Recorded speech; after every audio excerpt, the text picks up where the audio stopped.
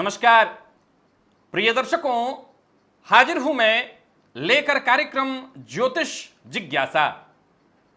एक ऐसा कार्यक्रम जहां मैं आपकी जन्म कुंडली से संबंधित उन प्रश्नों का जवाब देता हूं, उन जिज्ञासाओं की शांति करता हूं जो निरंतर आपके मन में उत्पन्न हो रहे हैं। तो चलिए बिना विलंब किए कार्यक्रम प्रारंभ करते हैं। कार्यक्रम के प्रारंभ में पहला प्रश्न है मोनिका विनायक जी का। इन्होंने पूछा है धनु लग्न, धनु राशि, सूर्य 27 अंश 19 कला चतुर्थ भाव और गुरु 15 अंश 54 कला नवम भाव, इन दोनों का स्थान परिवर्तन और शनि की सप्तम भाव से दोनों पर दृष्टि हो तो क्या प्रभाव होगा। धनु लग्न, धनु राशि, ठीक है। अब यहां पर आपने कहा कि सूर्य 27 अंश पर और चतुर्थ भाव के स्वामी देव गुरु जाकर के बैठे हैं नवम भाव में, तो यहां पर सूर्य बाल अवस्था में और गुरु की स्थिति तो खैर ठीक ही है, परंतु शनिदेव इस लग्न में कारक नहीं होते। फलतः उनकी दृष्टि भाग्य भाव पर, भाग्य के कारक पर और भाग्य भाव के स्वामी पर पड़ना यह भाग्य को कमजोर करने को दर्शा रहा है। भाग्य कमजोर होगा इससे। धर्मदीप दवे जी ने पूछा है पराक्रम भाव पर वृश्चिक लग्न के नवम भाव में बैठे मंगल और लाभ भाव में बैठे राहु की दृष्टि है। पराक्रमपति शनि केतु के साथ पंचम भाव में बैठे हैं, क्या प्रभाव होगा। देखिए यहां पर अगर देखा जाए तो भाग्य भाव में कोई भी ग्रह बैठा हो, किसी भी स्थिति में हो, वो अपना प्रभाव श्रेष्ठ देने लगता है। और यहां आपने जैसा पूछा है पराक्रम भाव के दोनों कहीं ना कहीं कारक हैं, राहु भी और मंगल भी, और दोनों की दृष्टि पराक्रम पर पड़ रही है। इसमें कहीं कोई संशय नहीं कि मंगल नीच राशि में जरूर बैठे हैं कुंडली के भाग्य भाव में। निसंदेह नीच का ग्रह थोड़ा कमजोर हो जाता है। हालांकि आपका जैसा कहना है कि शनिदेव पंचम में बैठे हैं तो बहुत हद तक मंगल का यहां नीचत्व तो भंग ही समझ लीजिए, और पराक्रम पर इनकी दृष्टि का पड़ना बहुत हद तक पराक्रम में वृद्धि करने वाला होगा। मैंने इस उच्च और नीच के ग्रह की दृष्टि के बारे में समझाया था कि नीच का ग्रह उच्च दृष्टि डालकर कोई विशेष प्रभाव नहीं दे पाता, लेकिन यह जरूर है कि यहां भाग्य भाव में बैठे हैं मंगल, जो कि भाग्य भाव में एक तरह से देखा जाए तो उनके नीचत्व में भी कमी, नीचत्व भी भंग एक तरह से हो रहा है क्योंकि शनि त्रिकोण में है। फलस्वरूप राहु और मंगल की दृष्टि पराक्रम भाव पर होना पराक्रम में वृद्धि करने वाला होगा। शंकर गुघारे या घुगारे जी का प्रश्न है वृश्चिक लग्न, कुंडली में लग्न का स्वामी और सप्तम का स्वामी सप्तम में मंगल और शुक्र की युति है, वैवाहिक जीवन कैसा रहेगा। वृश्चिक लग्न और कुंडली में लग्न का स्वामी यानी मंगल और सप्तम का स्वामी ठीक है शुक्र, और आपका कहना है कि दोनों की युति सप्तम है, तो एक तो मालव्य योग हो गया और शुक्र मंगल की युति सप्तम में अगर कहीं से पापक ग्रह जैसे शनि और राहु की दृष्टि भी पड़ रही हो तो ये चारित्रिक कमजोरी का कारण बन जाते हैं। तो इस पर अगर आप ध्यान रखें तो मालव्य योग का लाभ उठाइए, आनंदमय जीवन, वैवाहिक जीवन भी बढ़िया रहेगा। लेकिन पापक ग्रह की दृष्टि होगी तब मुश्किल आएगा, और कुंडली न मिलाकर के विवाह किया जाए तब मुश्किल आएगा। सोहन सिंह जी ने पूछा है मिथुन लग्न, मिथुन राशि, लग्न में चंद्रमा, चंद्र दूसरे भाव में गुरु, चौथे भाव में राहु, छठवें भाव में शनि, आठवें भाव में सूर्य बुध और नवें भाव में मंगल शुक्र, पढ़ाई कैसा रहेगा। मिथुन लग्न में आपका कहना है कि लग्न में ही चंद्रमा बैठे हैं, तो ठीक है, मिथुन लग्न और मिथुन राशि का जातक हुआ।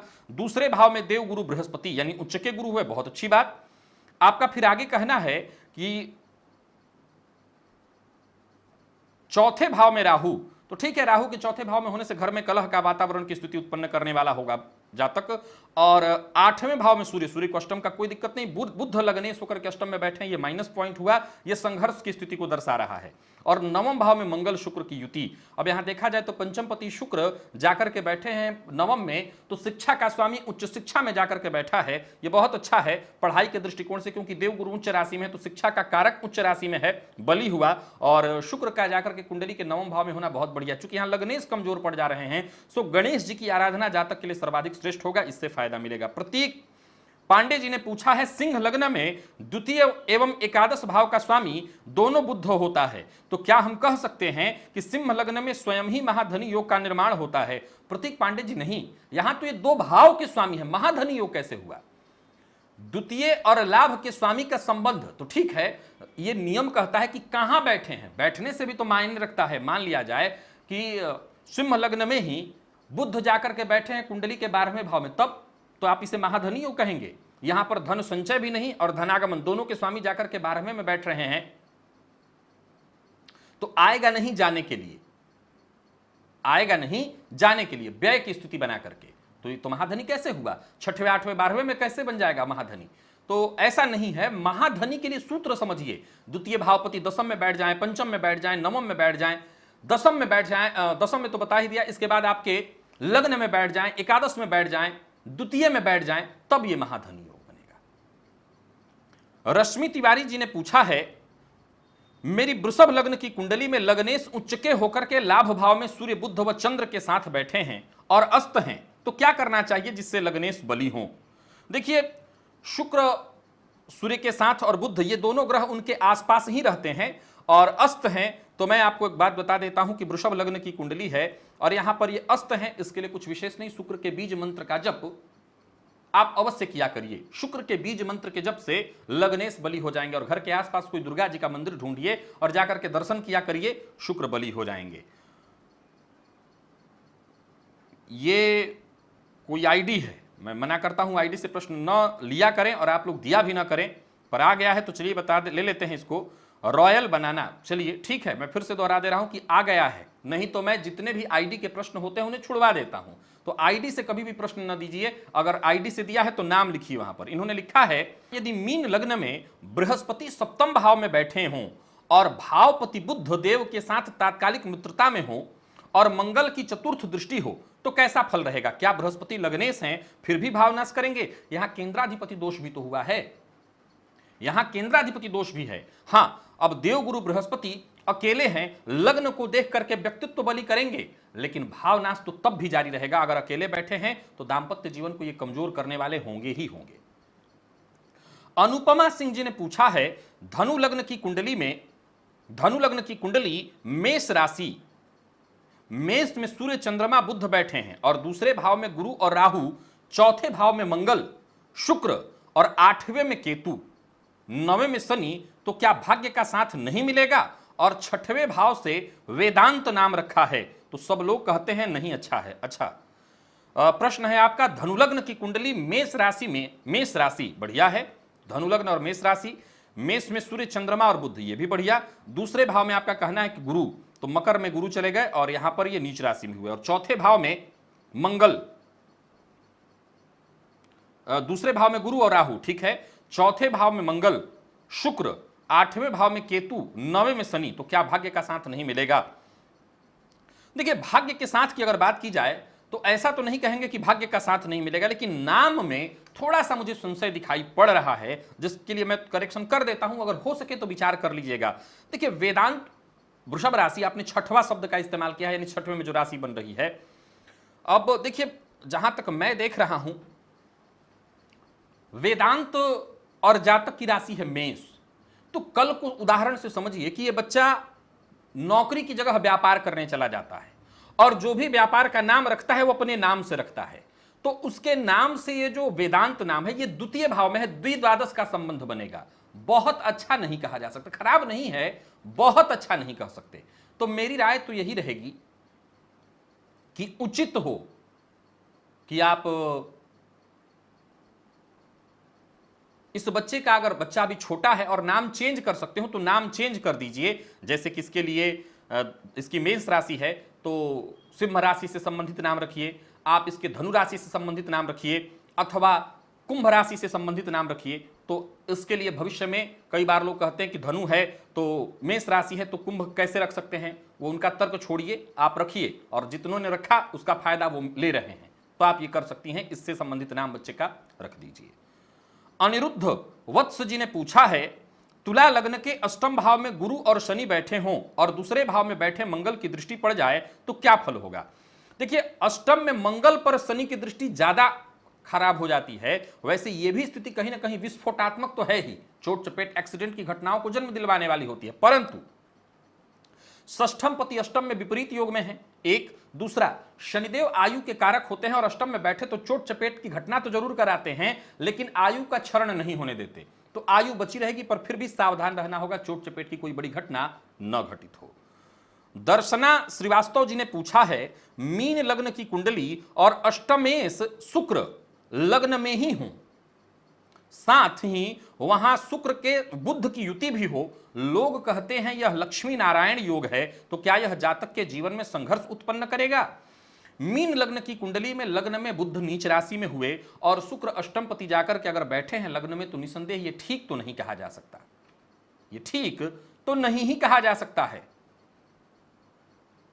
परेशानी तो ये देने वाला हुआ, इसमें कहीं कोई संशय नहीं कि अष्टम पति का जाकर के लग्न में बैठना संघर्ष कराने वाला तो है। योग की अगर बात करूं तो यहां लग्न में बुध बली होते हैं, दिग्बली, परंतु नीच राशि में है। गुरु की स्थिति को पहले देखना होगा, ये कष्ट कराएगा, परेशानी कराएगा। एक ही उपाय, लग्नेश को बली करिए, फायदा मिलेगा। गौरव भदौरिया जी ने पूछा है, पुत्र की कुंडली में राहु केतु को छोड़कर सभी ग्रह 6, 8, 12 भाव में बैठे हैं, अष्टमेश चंद्रमा लग्न में बैठा है, बच्ची अभी छोटी है, आप पूजा पाठ के उपाय बताएंगे तो भविष्य उन्नतिशील होगा। बिल्कुल होगा, इसमें कहां कोई संशय है। ऐसा कब कहा मैंने कि 6वें, 8वें, 12वें में है तो कुंडली खराब हो जाएगी? ये मैंने कब कहा? ऐसा कभी नहीं कहा। हाँ, ये परेशानियों को दर्शा रहा है, जैसा कि अष्टम पति का जाकर के लग्न में बैठना, सेहत को कमजोर करने वाला, कफजन्य रोगों की शिकायत। देखिए, हमेशा एक बात कहा करता हूं, केवल आपके बच्चे के लिए नहीं, सबके बच्चे के लिए जिनकी कुंडली ऐसी है, अगर कुंडली में बहुत सारे ग्रह या ज्यादातर ग्रह 6वें, 8वें, 12वें में हो, अलग अलग ग्रहों की आराधना बिल्कुल मत कीजिए। फिर देवाधिदेव महादेव, इस बालिका को बाल्यकाल से 2 काम कराइए, पहला सूर्य की आराधना और दूसरा देवाधिदेव की आराधना। सूर्य ग्रहों के राजा हैं, राजा ठीक हुए तो बाकी के ग्रह ठीक हुए, और भोलेनाथ की आराधना से जीवन काल में कोई तकलीफ परेशानी नहीं आती। ये 2 काम इस बच्ची के जीवन काल में एक गुथ दीजिए, इसके ऊपर कलाकृति कर दीजिए, उसके साथ जुड़ जाए, बस। अब आप भूल जाइए, संस्कार देने का काम करिए, बाकी उसका प्रारब्ध, उसका भाग्य संभाल लेगा। इशिता पांडे जी ने पूछा है, यदि शनि और चंद्रमा मेष लग्न में बैठकर 10वें भाव पर दृष्टि डाल रहे हों, जहां सूर्य, बुध और केतु बैठे हों मकर राशि में, वहीं 7वें भाव में मंगल बैठे हों, तो क्या ऐसे में शनि और चंद्रमा अपना प्रभाव कैसे देंगे? क्या ऐसे लोग प्रशासनिक सेवा में जा सकते हैं? देखिए, निसंदेह जन्म कुंडली सहयोगी होती है प्रशासनिक सेवा में जाने के लिए, 2 मत नहीं है। लेकिन क्या यह तथ्य शुद्ध होता है कि जिनकी कुंडली में प्रशासनिक सेवा के योग होते हैं वो सभी के सभी प्रशासनिक सेवा में ही जाते हैं? जवाब है ना, जवाब है ना। अब आपने जैसा कहा कि शनि और चंद्रमा मेष लग्न में ही बैठे, अब शनिदेव मेष लग्न में कारक नहीं है परंतु लग्न में बैठे। हालांकि आपका कहना है कि 7वें भाव में मंगल बैठे हैं, मंगल की दृष्टि पड़ जाने के कारण शनिदेव का नीच भंग होगा, पर फिर भी ये शनिदेव कहीं ना कहीं जीवन काल में हर चीज विलंबित करने वाले होंगे। वही कार्य कर्म भाव पर दृष्टि डाल करके सूर्य जहां पर बैठे, जो कि अत्यंत श्रेष्ठ थे और 100% ये तय करा रहे थे कि प्रशासनिक सेवा जातक को मिले, उसमें बाधा उत्पन्न करेंगे। लेकिन बात तब भी खत्म नहीं होती। सप्तमस्थ मंगल लग्न को देख रहे हैं, सप्तमस्थ मंगल सूर्य को देख रहे हैं, सूर्य 10वें में बैठे हैं। जातक अथवा जातिका, अगर आप खुद भी हैं, संघर्ष करें, जीतोड़ परिश्रम करें, क्यों नहीं होगा? सफलता कर्म के अधीन, निसंदेह भाग्य सभी जगह फलित होता है, लेकिन क्या पता आपका कर्म इतना मजबूत हो कि आप एक नया भाग्य लिख डालें। तो कर्म करने से संभव है। कुछ स्थिति तो साफ साफ बनी हुई है, शनिदेव यहां बाधक बन रहे हैं, हनुमान जी की आराधना करते हुए किया जा सकता है प्रयास। अनमोल राजपूत जी ने पूछा है, धनु लग्न की कुंडली में शनिदेव 4 डिग्री और गुरु 14 डिग्री के साथ 6वें भाव में विराजमान हैं और शुक्र 29 डिग्री के साथ 12वें भाव में विराजमान हैं। राजयोग के संपूर्ण फल के लिए क्या उपाय करें?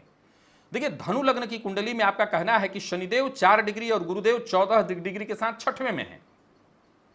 अब यहां से आपका आगे कहना है कि शुक्र 12वें में, ऊपर से शनि की दृष्टि शुक्र पर पड़ रही है, तो ये राजयोग भंग हुआ। लग्नेश को पूर्ण बलवान करिए, घर के करीब किसी मंदिर में नित्य दर्शन करने जाइए, मंदिर की सफाई करिए, यथा योग्य मंदिर में सहयोग करिए, गुरु के बीज मंत्र का जप करिए और चरित्र मजबूत रखिए, राजयोग का लाभ मिल जाएगा। पुनीत शर्मा जी ने पूछा है, वृषभ लग्न, धनुराशि, लग्न में ही गुरु, द्वितीय में शुक्र, चतुर्थ भाव में सूर्य, बुध केतु और अष्टम में शनि और चंद्रमा, दशम में राहु तो एकादश में मंगल स्थित हैं, मुझे कौन सा रत्न पहनना चाहिए? वृषभ लग्न, धनुराशि, लग्न में इनका कहना है कि गुरु हैं, द्वितीय में शुक्र हैं, ठीक है, चतुर्थ भाव में सूर्य, बुध केतु और अष्टम में शनि और चंद्रमा, तो वहीं दशम में राहु और एकादश में मंगल। वृषभ लग्न और लग्नपति जाकर के द्वितीय भाव में बैठे हैं। मुझे ऐसा लगता है कि इस कुंडली में अगर रत्न की बात की जाए तो अष्टम में शनिदेव हैं। शनिदेव को अष्टम का वैसे तो दोष नहीं लगता, और ज्योतिष अष्टम में होकर के उनको कोई नुकसान नहीं, दोष सूर्य को नहीं लगता। अष्टम में शनिदेव कोई बहुत विशेष नुकसान नहीं करते, और कई ऋषियों के मत में यह तर्क है कि अगर अष्टमस्थ शनि हो तो उनका रत्न अवश्य, शब्द पर जरा ध्यान दीजिएगा, कि अष्टम में शनि हो तो उनका रत्न अवश्य धारण करना चाहिए, क्योंकि इससे शनि अच्छा फल देने लगते हैं। तो मैं एक सलाह आपको दे दूं कि आप क्यों ना एक बार एक नीली, लगभग अपनी उम्र के हिसाब से 9 सवा 9 रत्ती के आसपास का नीली मध्यमा उंगली में शनिवार के दिन धारण करके देख लें, लाभ मिलता है तो फिर नीलम की तरफ चले जाइएगा। तो नीली पर मेरा दिमाग जा रहा है और मेरा मन कह रहा है कि एक बार आप उसके बारे में विचार करिए। और राहु किस स्थिति में है, किस नक्षत्र में है, जरा देख लीजिएगा, क्योंकि एकादशस्थ राहु भी बहुत अच्छा आपको लाभ देने वाले हैं, तो हम राहु को भी बल दे सकते हैं। तो ये 2 ग्रह ऐसे हैं जिनको बल दे करके हम रिजल्ट कर लेंगे। हालांकि इस कुंडली में एक बात और बताना चाहता हूं कि रत्न के मामले में कंफ्यूजन हो सकता है, क्योंकि आप वृषभ और धनु राशि के हैं। अब जरा गौर करिए कि कहीं अगर आपकी कुंडली चंद्र कुंडली मजबूत हुई तो मेरा यह बताया रत्न नुकसान नहीं करेगा, लेकिन चंद्र कुंडली मजबूत हुई तो ज्यादा मजबूत चंद्र कुंडली को करने जाना होगा, तब सूर्य चंद्रमा मंगल इत्यादि ग्रहों को बलि करना होगा। तो इसके लिए ग्रहों का अंश बल और बाकी चीजों को देखना चाहिए। संजय गहतोड़ी जिन्हें पूछा है, मकर लग्न की कुंडली में षष्ठम भाव में मंगल के वक्री होने पर क्या जातक अपनी माता को कष्ट देने वाला होता है, जबकि नवम भाव में गुरु बैठे हों और लग्न में सूर्य बुध और शनि की युति हो? देखिए, एक छोटी सी बात आपको बता दूं संजय साहब कि मकर लग्न की कुंडली में चतुर्थ पति जाकर के षष्ठम में बैठे, निसंदेह मां की सेहत को कमजोर करने वाला तो है, परंतु चंद्रमा के बारे में आपने जिक्र नहीं किया। अगर चंद्रमा ठीक है तब ज्यादा चिंता की। हमेशा क्या कहता हूं, भाव, किसी भी सूत्र को समझना है, किसी भी घटना के बारे में जानना है, भाव, भावपति, भावकारक तीनों को देख लीजिए और तब जाकर के रिजल्ट समझिए। तो यहां भावपति तो जाकर के पीड़ित दिख रहे हैं, परंतु भावकारक किस स्थिति में है यह जरूर देखिए। अगर भावकारक पीड़ित नहीं है तो ऐसा नहीं कहा जा सकता कि मां को कष्ट देने वाला होगा, पीड़ित है तो हां होगा। सोनू कुमार जी ने पूछा है, तुला लग्न के वृश्चिक राशि में गुरु शुक्र मंगल की युति है और कुंभ राशि में वक्री शनिदेव स्थित हैं, क्या सरकारी नौकरी कर सकते हैं या व्यापार कर्ज से लाभ मिलेगा? देखिए, तुला लग्न और वृश्चिक राशि, सलाह दूंगा सबसे पहले नौकरी, क्योंकि राशि आपकी वृश्चिक है और नौकरी के बाद चूंकि लग्न आपका तुला है तो आप निसंदेह व्यापार की तरफ जाइए, परंतु पहले नौकरी। कर्ज वगैरह से मुझे कोई दिक्कत नहीं दिखाई पड़ती है, परंतु कर्ज लेकर के आप बड़े आराम से व्यापार कर सकते हैं, परंतु पहले नौकरी कर लेते तो ज्यादा अच्छा होता। लाल कीर्ति सिदार जिन्हें पूछा है, कर्क लग्न में व्यय भाव का स्वामी लाभ भाव में सूर्य के साथ और लाभ भाव का स्वामी व्यय भाव में स्थान परिवर्तन किए हुए हो और भाग्य भाव में बैठे हुए शनि केतु की तीसरी दृष्टि लाभ भाव में पड़े और भाग्य का स्वामी छठवें घर में स्वराशि का बैठा हो। अच्छा, कर्क लग्न में व्यय भाव का स्वामी लाभ भाव में और सूर्य के साथ और लाभ का स्वामी व्यय भाव में, ये ठीक नहीं हुआ। और साथ ही साथ आपका कहना है कि भाग्य भाव में बैठे शनिदेव, देखिए कर्क लग्न में शनिदेव की दृष्टि कारक नहीं होती, परिवर्तन जरूर हुआ है लाभ और व्यय का, इससे एक प्लस पॉइंट है कि आय की स्थिति सदैव बनी रहे, परंतु यहां भी दिक्कत है कि शनिदेव दृष्टि डाल करके कहीं ना कहीं उसमें बाधा उत्पन्न कर रहे हैं। सो आय और व्यय निरंतर बना रहे, क्रम में आया नहीं कि जाने के लिए तैयार होकर के आएगा, तो यह परेशानी की सूचना को दर्शा रहा है। इसके बाद अगला प्रश्न है पराग वर्मा जी का। इन्होंने पूछा है, यदि वृषभ लग्न की कुंडली में लग्न में ही गुरु शनि की युति हो तो इसका क्या फल होगा, जबकि गुरु का अंश बल युवावस्था शनि से अधिक है? देखिए वृषभ लग्न में गुरु कारक नहीं होते, लग्न में आकर के बैठे हैं तो ये परेशानियों को दर्शा रहे हैं निरंतर। अब चूंकि देखिए एक बात सदैव याद रखिएगा कि ज्योतिष का एक ये भी सूत्र है कि किम कुर्वन्ति ग्रहाः यस्य केंद्रे बृहस्पति, गुरु केंद्र में दिग्बली भी होते हैं परंतु अकारक होकर के बैठे हैं, तो कहीं ना कहीं एक सीमा तक गुरु हर जगह परेशानी करेंगे ना ना ना, गुरु परेशानी करेंगे ऊंचाई में। गुरु जिनके कारक हैं उन चीजों में परेशानी आएगी, कई बार विवाह होने में, संतान की सफलता में, आपकी सफल शिक्षा में, ऊंचाई में बाधा उत्पन्न करेंगे, तो थोड़ी परेशानी ला सकते हैं, इससे ज्यादा की चिंता नहीं। और आगे आपने पूछा है क्योंकि वृषभ लग्न में शनि सर्वाधिक कारक और गुरु अकारक होते हैं। अच्छा आगे, अच्छा इसने लाइन आपने जोड़ा हुआ था, अच्छा आगे आपने पूछा है कि वृषभ लग्ने से शुक्र यदि लाभ भाव में मीन राशि में वक्री हो तो क्या फल देंगे, क्या लग्न को कमजोर कहेंगे, लग्न को कमजोर करेंगे। वृषभ लग्न लगने से शुक्र यदि लाभ भाव में मीन राशि में वक्री हो, नहीं मीन राशि में इनका वक्रत्व होना, देखिए उच्च का ग्रह जब भी वक्र होता है अच्छा फल नहीं देता, लेकिन बात चल रही वृषभ लग्न की, और मेरा अपना अनुभव जो रहा है मैं सदैव इस पर तर्क देकर के सिद्ध कर चुका हूं कि इस लग्न में शुक्र का, या इसका तर्क वीडियो बाकायदा बनाया हुआ है, शुक्र का उच्च राशि में वक्री होना भी नुकसानदेह नहीं होगा। प्रदीप चौहान जी ने पूछा है सिंह लग्न में वक्री शनि कुमार अवस्था तीसरे घर में, वक्री गुरु चौथे घर में, पांचवें घर में मृत केतु, आठवें घर में बाल सूर्य, अस्त युवा चंद्रमा की युति, चलित कुंडली में सूर्य नवम का फल दे रहे हैं, और नवें घर में अस्त कुमार मंगल युवा बुध की युति 10वें घर में, और मृत शुक्र 11वें घर में राहु के साथ युति बनाए हुए हैं। कौन सा रत्न धारण करना चाहिए, तो सिंह लग्न में आपका कहना है रत्न के बारे में आप जानना चाहते हैं, तो सिंह लग्न में वक्री शनि है और वक्री गुरु युवावस्था में, और केतु राहु सूर्य। इसका मतलब है कि इधर अगर देखा जाए तो मंगल की अगर बात मैं कर लेता हूं तो मंगल आपकी कुंडली में, कुमार मंगल भी अस्त अवस्था में जरूर हैं, लेकिन ये कहीं ना कहीं भाग्य भाव में बैठे हैं। तो एक तो रत्न मैं मंगल की सलाह दूंगा, आप मंगल के रत्न की ओर जाइए, और दूसरा अगर आप रत्न धारण करना चाहते हैं तो गुरु का, लेकिन मैं मंगल के रत्न के पक्ष में जाऊंगा। जिस तरह के आप प्रश्न बताए हैं इसमें बड़ा गंभीर स्थिति बन रही है, बिना देखे कहना मुश्किल है, पर फिर भी मंगल के रत्न की ओर आप जा सकते हैं। शिव पुकार पांडे जी ने पूछा है मेरी कन्या लग्न की कुंडली में पंचम भाव में चंद्रमा, षष्ठम में केतु, 11वें भाव में गुरु और 12वें भाव में शनि के साथ राहु की युति है, क्या चुनाव में सफलता मिलेगी। सप्तम भाव में मंगल बुध और शुक्र की युति है, जबकि सूर्य मेष राशि में है। अच्छी बात है, सूर्य तो उच्च के हुए, परंतु आपका कहना है कि कन्या लग्न की कुंडली में पंचम भाव में चंद्रमा, तो पंचम भाव में चंद्रमा केतु और 11वें में गुरु, और 11वें भाव में गुरु और 12वें भाव में शनि के साथ राहु की युति।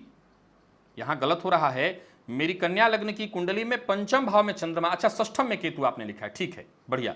मैं आपको बता दूं शिवपुकार साहब कि कुंभ राशि आपकी, और कुंभ राशि का ही नाम, वैसे तो कन्या लग्न में 7.5 कोई विशेष नुकसान करने वाली नहीं होती, पर शनिदेव की स्थिति को देखिए, अगर शनिदेव वक्री हैं तब तो 7.5 नहीं, परंतु अगर कहीं से भी शनिदेव की दृष्टि चंद्रमा पर पड़ रही है तो हो सकता है ये 7.5 सफलता में बाधा उत्पन्न कर दे और चुनाव का परिणाम बहुत अच्छा न हो। लेकिन अगर आपकी कुंडली में शनिदेव वक्री हैं और चंद्रमा के साथ उनका संबंध नहीं बन रहा है तो हो सकता है ये 7.5 आपको जबरदस्त रूप से चुनाव जितवाने वाली हो। हालांकि इसके लिए कुंडली की और बाकी की चीजों को भी देखना होगा। हर्षद नावले जी ने पूछा है अगर कुंडली में संधि लग्न हो और साथ ही साथ चलित कुंडली में चंद्र राशि बदल रही हो तो क्या जातक या जातिका के व्यक्तित्व में 4 राशियों का प्रभाव होगा। देखिए यहां पर आपने जो बात कही है निसंदेह होगा। आपको क्या लगता है किसी भी व्यक्ति के व्यक्तित्व में ये बहुत कम लोग आपको दिखाई पड़ेंगे जिनके व्यक्तित्व में किसी एकाध ग्रह का ही प्रभाव हो। ज्यादातर लोगों के साथ ऐसा ही है, लग्न पर जितने ग्रहों की दृष्टि पड़ रही है, लग्न पति पर जितने ग्रहों की दृष्टि पड़ रही है, लग्न में जितने ग्रह बैठे, इन सभी का कहीं ना कहीं जातक के स्वभाव में व्यक्तित्व में अंतर स्वभाव आता है। तो संधि लग्न हो तो आने वाले लग्न का प्रभाव आना स्वाभाविक है, और चंद्रमा राशि परिवर्तन कर रहे हैं तो आने वाली राशि का। तो निसंदेह ये बात है कि कमोबेश आने वाले का प्रभाव ज्यादा। हमेशा नोट करिए, जो आ रहा है उसका प्रभाव ज्यादा और जो जा रहा है उसका प्रभाव बहुत कम, यानी 20 या 22% जाने वाले का और बाकी सब आने वाले का निसंदेह प्रभाव होगा। सिद्धांत उमेर जी ने पूछा है, सिंह लग्न की कुंडली में छठवें भाव में मंगल 22 डिग्री और केतु 11 डिग्री की युति कैसा प्रभाव देगी? शनि 17 डिग्री नवम भाव में गुरु के साथ वक्र हैं। सिंह लग्न की कुंडली में छठवें भाव में मंगल का होना और केतु के साथ अंगारक योग की स्थिति हुई।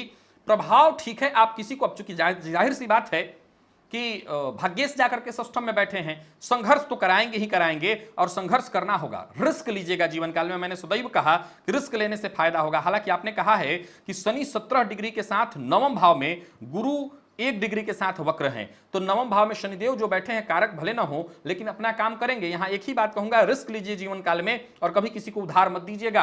दूसरा, आपको कुछ उपाय करने की आवश्यकता नहीं, सूर्य को बलवान करिए, काम बन जाएगा।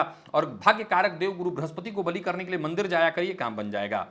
राज स्पार्क जिन्हें पूछा है, वृषभ लग्न की कुंडली में चतुर्थ भाव के स्वामी सूर्य अष्टम में बैठे हैं, लग्नेश शुक्र के साथ ही राहु की नवम दृष्टि अष्टम भाव पर है। वृषभ लग्न की कुंडली में चतुर्थ भाव के स्वामी सूर्य अष्टम में बैठे हैं, लग्नेश शुक्र के साथ ही राहु की दृष्टि।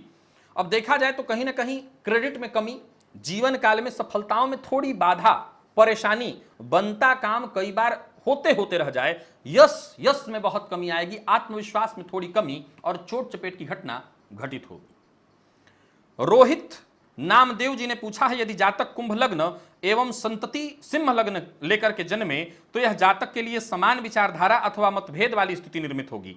जाहिर सी बात है कि सप्तम स्थिति है तो थोड़ी मतभेद, लेकिन यह जातक अपने पिता के व्यापार भाव को लेकर के जन्मा है, यानी व्यापार को बढ़ाने के लिए अगर जातक आप कर रहे हैं कुछ व्यापार वगैरह, तो ये जातक आपके व्यापार में वृद्धि को लेकर के जन्मा है, या व्यापार में विशेष ख्याति, या आपने व्यापार करके छोड़ दिया तो उसको विशेष ऊपर ले जाने के लिए, आगे ले जाने के लिए जन्मा है। नील शर्मा जी ने पूछा है, सिंह लग्न में पंचम भाव में पंचमेश और पंचम भाव के कारक तीनों ही देव गुरु बनते हैं, ऐसे में यदि शनिदेव अष्टम भाव में बैठ करके पंचम भाव पर दृष्टि डालें तो इससे क्या पीड़ित समझें? जी हां, बिल्कुल समझना होगा। यहां भाव, भावपति, भावकारक तीनों पीड़ित हुआ है तो ज्ञान, संतान, हर मामले में कष्ट, पेट से संबंधित परेशानी इत्यादि। अनिल मिश्रा जी ने पूछा है, कन्या लग्न में पंचम भाव शनि का होता है और शनि सूर्य के साथ एकादश भाव में बैठकर शनि अपने घर को देख रहे हैं, क्या खराब है? कन्या लग्न में शनि बिल्कुल खराब नहीं है और अपने घर को देख रहे हैं तो चूंकि अपने, अब जाहिर सी बात है संतान में कहीं ना कहीं परेशानी आएगी, लेकिन बाकी के चीजों में ज्ञान, बुद्धिमत्ता, जरूरत पड़ने पर ज्ञान काम आ जाए, ये सब ठीक है। संतान में थोड़ी दिक्कत हो सकती है, सूर्य की भी दृष्टि जो पड़ रही है तो वो कहीं ना कहीं संतान में दिक्कत और पिता के साथ संबंध आपके खराब होंगे, यानी आपकी संतति में दिक्कत और आपके पिता के साथ संबंधों में कमी। प्रिय दर्शकों, बस इतने ही प्रश्नों को लेकर के आज आप सबके सम्मुख उपस्थित हुआ था। आशा करता हूं आपके प्रश्नों का जवाब आपको मिला होगा। अगले सप्ताह पुनः उपस्थित होऊंगा इस कार्यक्रम को लेकर के। आज के लिए बस इतना ही, इजाजत दीजिए, पुनः मुलाकात होगी। तब तक के लिए नमस्कार।